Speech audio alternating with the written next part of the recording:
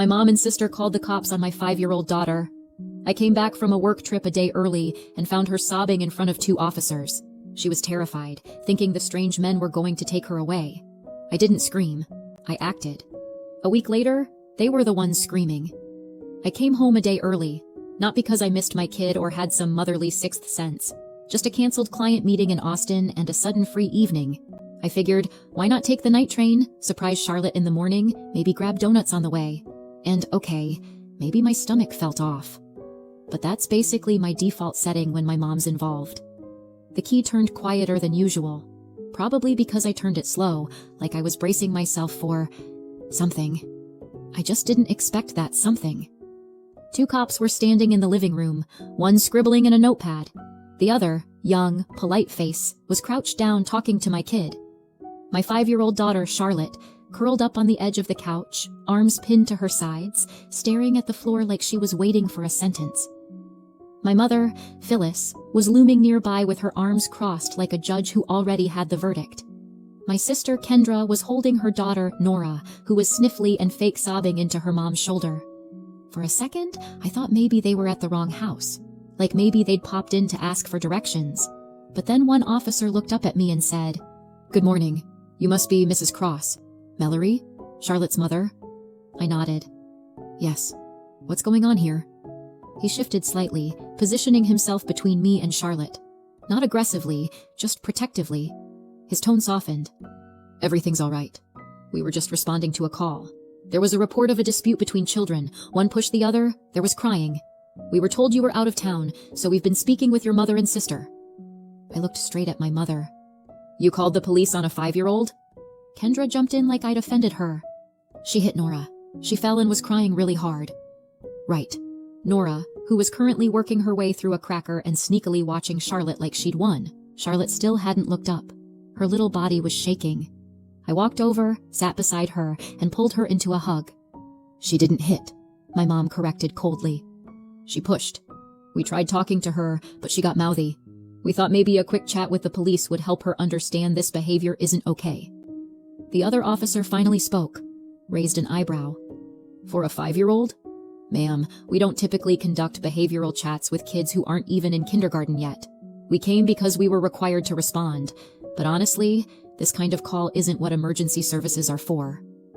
That's when Charlotte finally looked at me and started crying. Quiet, broken crying. Not loud or dramatic, just like something inside her gave up. I hugged her tighter. She wrapped her arms around my neck and held on like I was the only solid thing left. I rubbed her back and looked up at the officer. "So?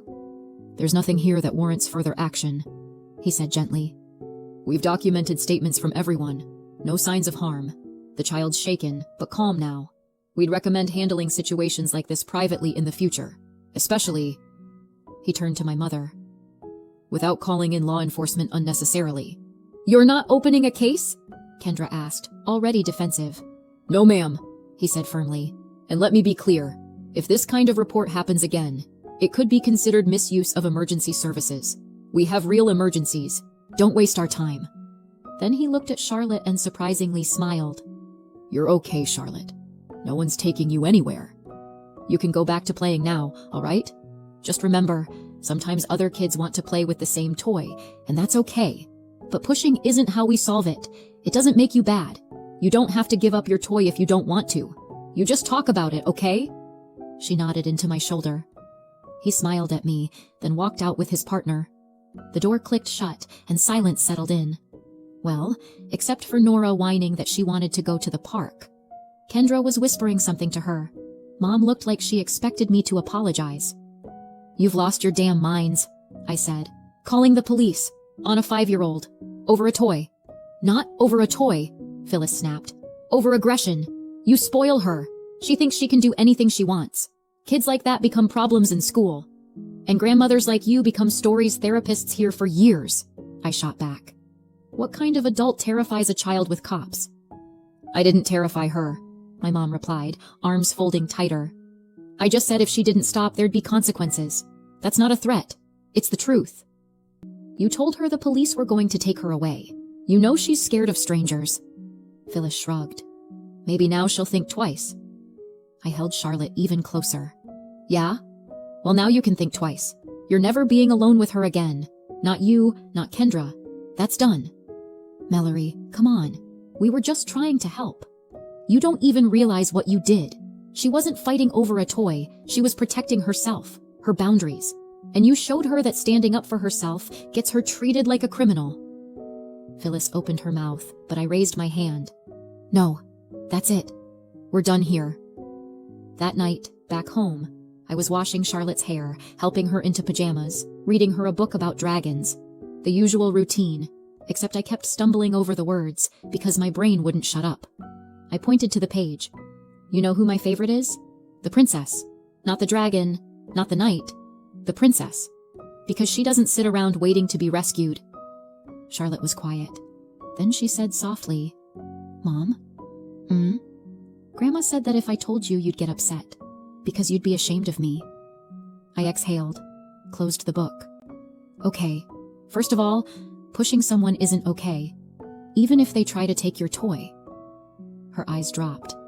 But that doesn't make you a bad kid. And no, I'm not upset. And no, I'm definitely not ashamed of you.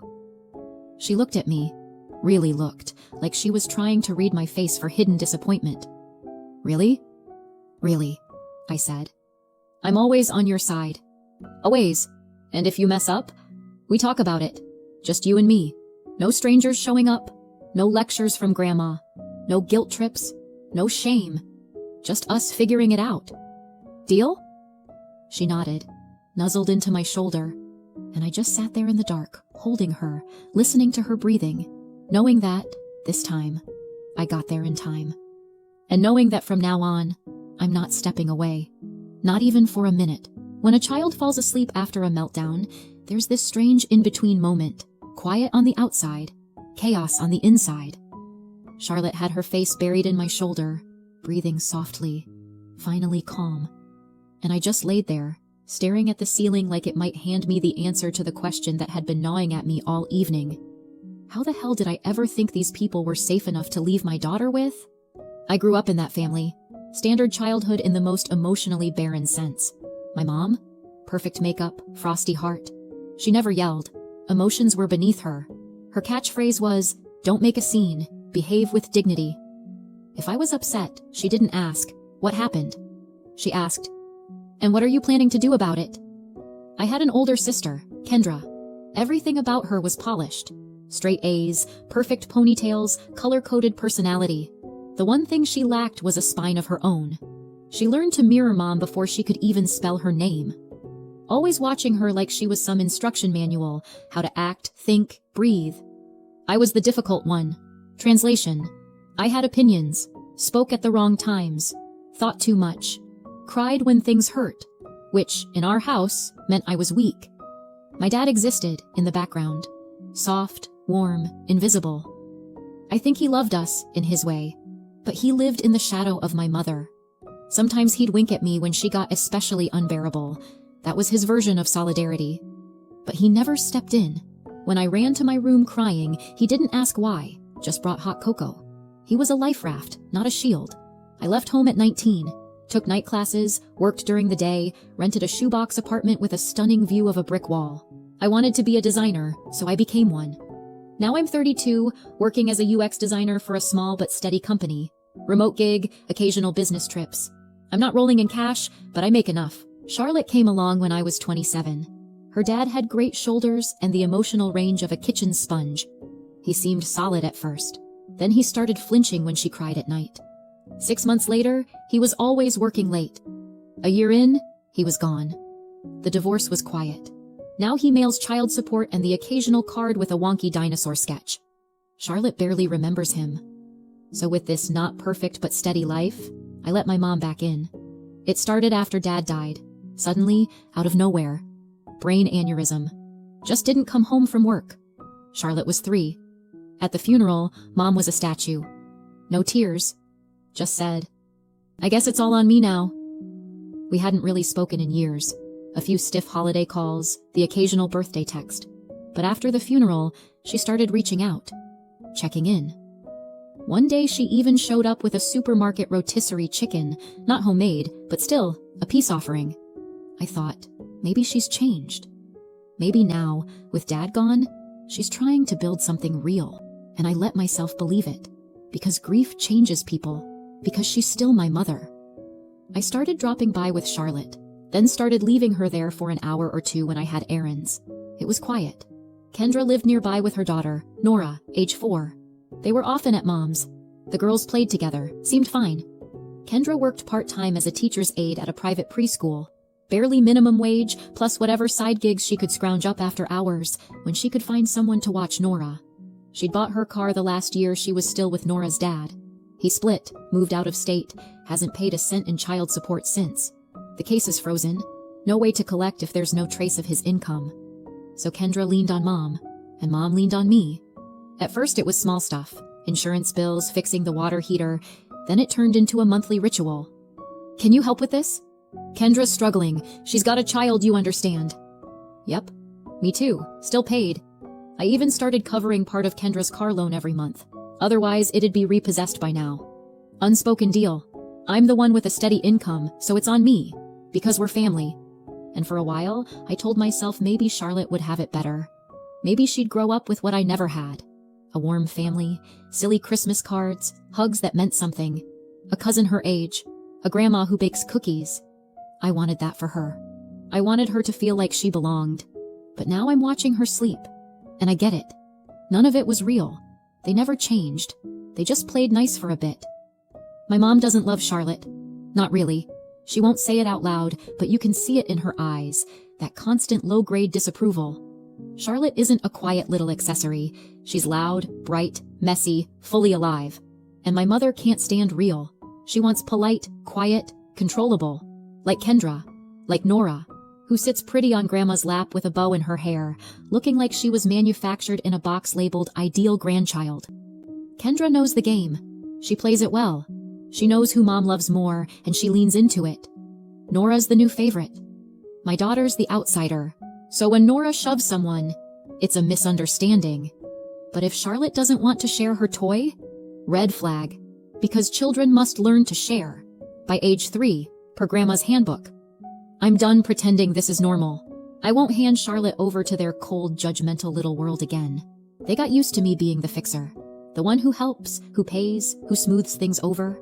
And if something went wrong, I was the one to blame. Not anymore. I've picked a side. And I picked my daughter. The first 5 days were quiet. Like eerily quiet. No texts, no calls, no passive-aggressive photos of Nora with captions like, "Just imagine how sweet it'd be if the girls grew up together." Charlotte started sleeping through the night. I started breathing again. For a hot minute, I even believed I could live without that constant low-grade guilt lodged somewhere under my ribs. And then day 5 hit. I got the email in the morning. You have successfully canceled your recurring payment of $278 to Kendra Wallace's loan account. I closed my laptop and sighed. Here we go. Kendra was first. Hey Mel, did you forget? The payment didn't go through today. Probably a glitch? No, Kendra, not a glitch. Just the end of your free trial of my generosity. I didn't reply. Silence is a valid response. 3 hours later, Mom chimed in. Mallory, I'm concerned. Are you okay? The utility transfer didn't come through. We're having another issue. The water heater's leaking again. I already called someone, but he sent a bill and I don't have the funds yet.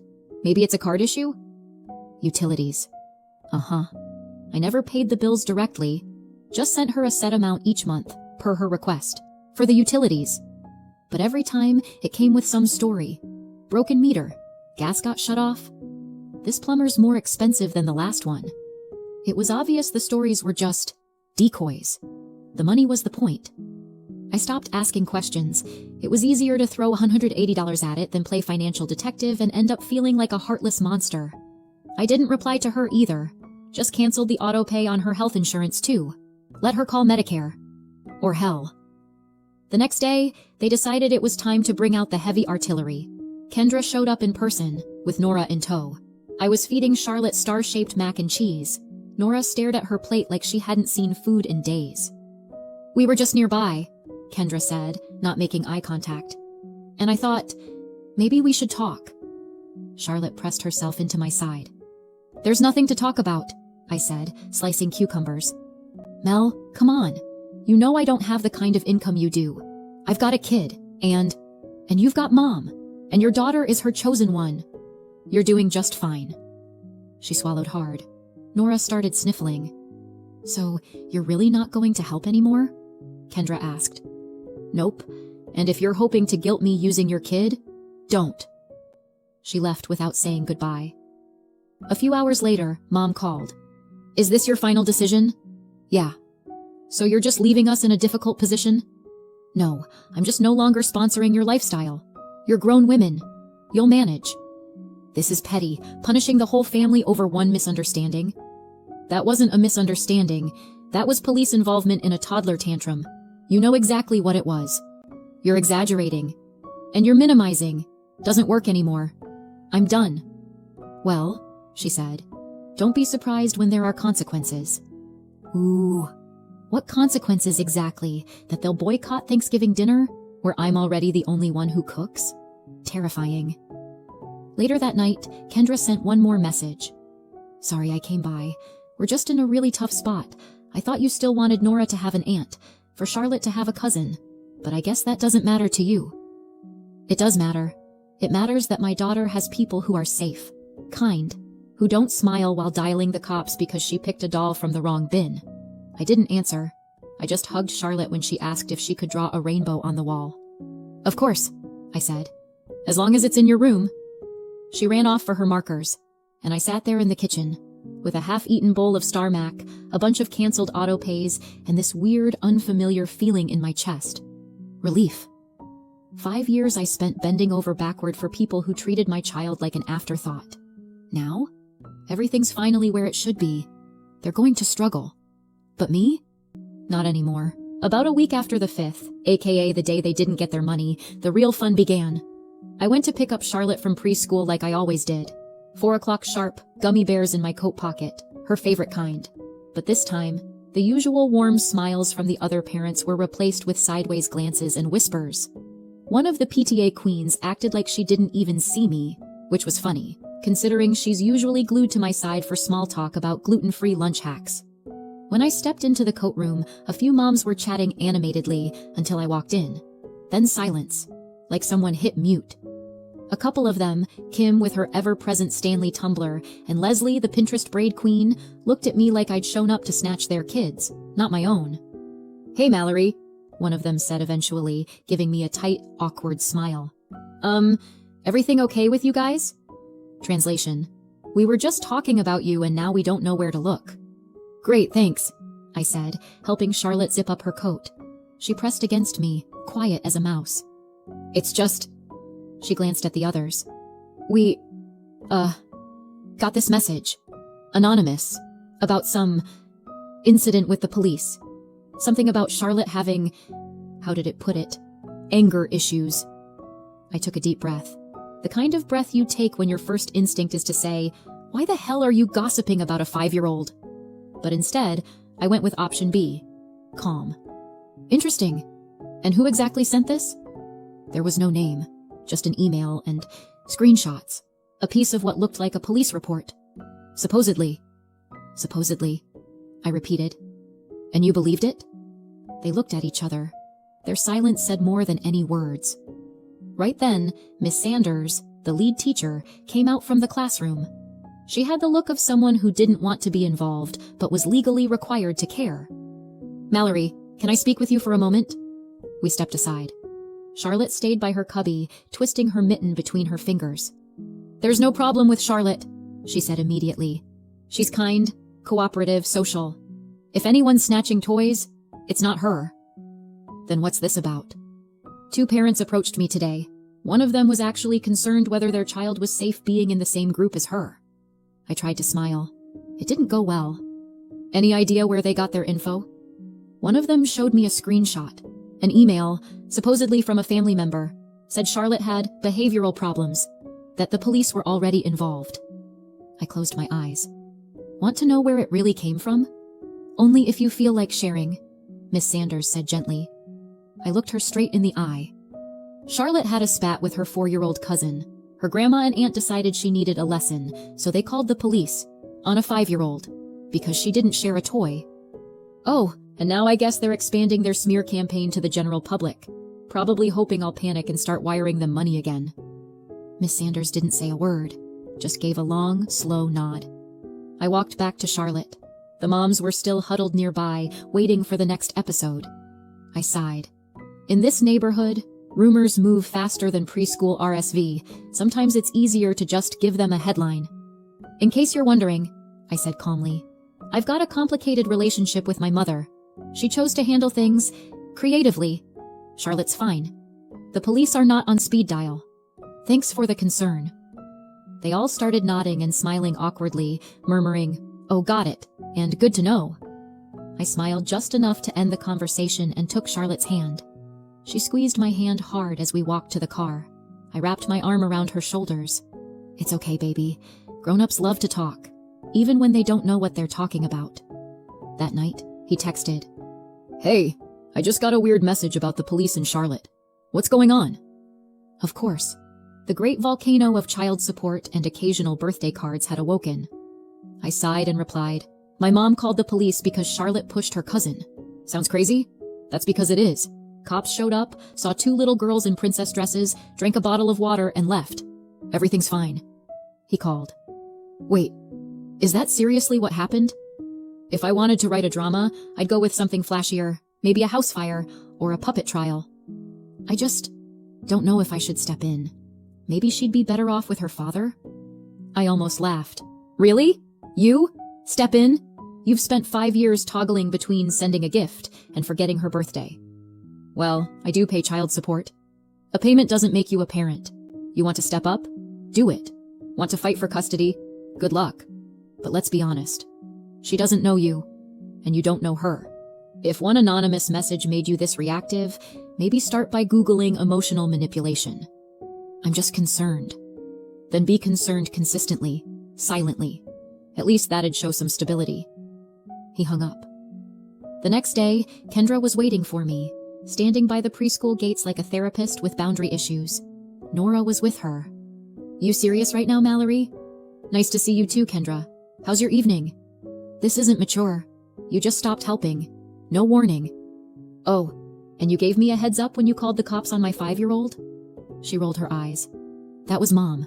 Her call." "And what were you doing? Baking muffins?" "You stood there and nodded along. Or egged her on. Either way, not innocent." She sighed. "Mom and I aren't even speaking anymore. Because of you. You blew up the family." "Me? I ruined the little club you built without me for 10 years? The one I was only invited to when you needed cash and a free babysitter?" "You're just being vindictive." "I'm protecting my daughter. Something you forgot to do." Kendra looked down. I exhaled. "You're a mom too, Kendra. Imagine if someone used your kid to make a point. If Nora was sitting alone, shaking, and you had no idea. How would you feel?" She didn't say anything, just took Nora's hand and walked away. Charlotte saw the whole thing. She looked up at me and asked quietly, "Are they not coming anymore?" I knelt down beside her. "No, sweetie, they're not. And if they ever try, I'll protect you. I promise." A few days later, I showed up at preschool a little early and asked to speak with the director.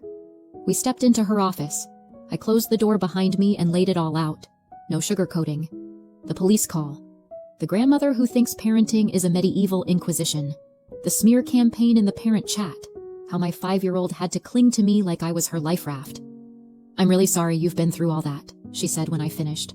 "I hear you. No one except pre-approved contacts will be allowed near your daughter. Would you like that in writing?" "Yes, please. And no baby talk, no fake sweet voices, no give auntie a kiss.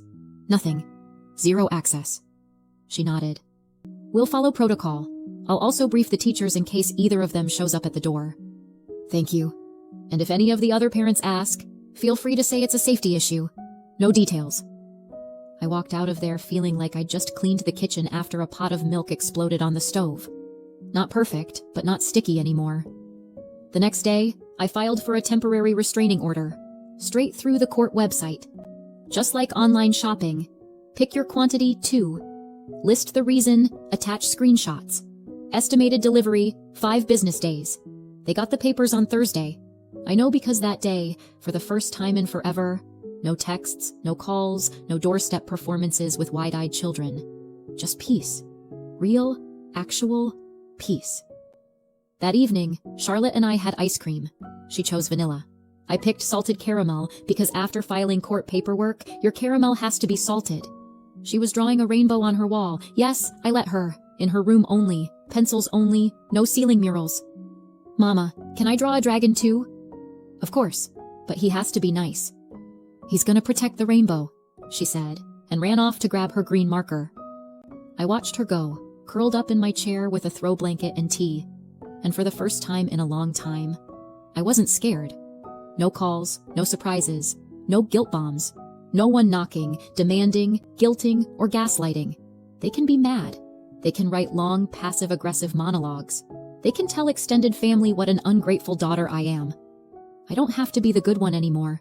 I just have to be her mother. And I'm on her side. Always. A month later, Kendra missed another car payment and texted Mom. If they repossess it, I literally can't work. Mom forwarded it to me. I didn't respond. Months passed.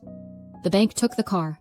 Kendra now walks to her evening gigs and begs the neighbor to babysit Nora as a favor. Mom sends me texts about her routine checkups, her sky-high utility bills, and how the system is unfair and won't cover her insurance. I don't answer. I'm no longer the family emergency fund, no longer the one who understands. Let them figure it out. Or not. Either way, it's no longer my job. Meanwhile, Charlotte learned the alphabet, mastered French braids, and started believing, again, that home is a safe place. We put glow-in-the-dark stars on her ceiling, made pancakes for dinner, and cracked up over cartoons. I finally got it. Family isn't who you owe. It's who holds your hand, not your throat. Thanks for sticking around and listening to my story. I'm genuinely curious. What do you think? Did I do the right thing? Or maybe I waited too long to act? Drop your thoughts in the comments. And if this story hit home, go ahead and subscribe. There's more where that came from.